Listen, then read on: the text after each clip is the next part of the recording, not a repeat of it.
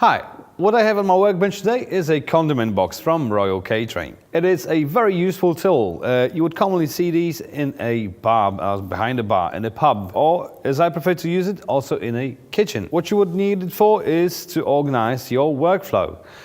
So I usually put my garnishes in it, or when I have it on my dessert section, I just put fresh fruit in it. I just put some ice in it. Well, you can organize yourself the way you want it. You're the chef, you're the expert, so you can figure it out. But it comes in really handy. So you put your most needed garnishes in front of you, you have it always on hand, and it will speed up your service immensely. This particular model goes with a stainless steel base. It has the plastic cover and it has 4 plastic inserts that you can take out. It is really easy to clean and maintain because after service or when you don't need it, you just pop it in the dishwasher. Make sure you take the inserts out, of course. You can pop them in the dishwasher as well, they're just separately.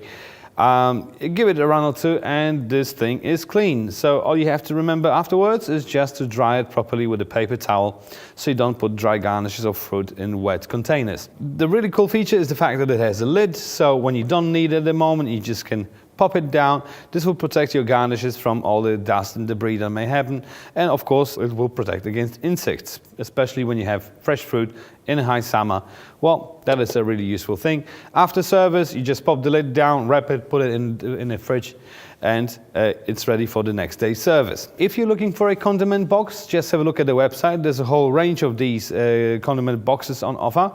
With different containers inside, steel containers. Well, you definitely find the one that you need for your business. Each and every one comes with a 3-year warranty. There's not much that can break, but still that's a cool feature.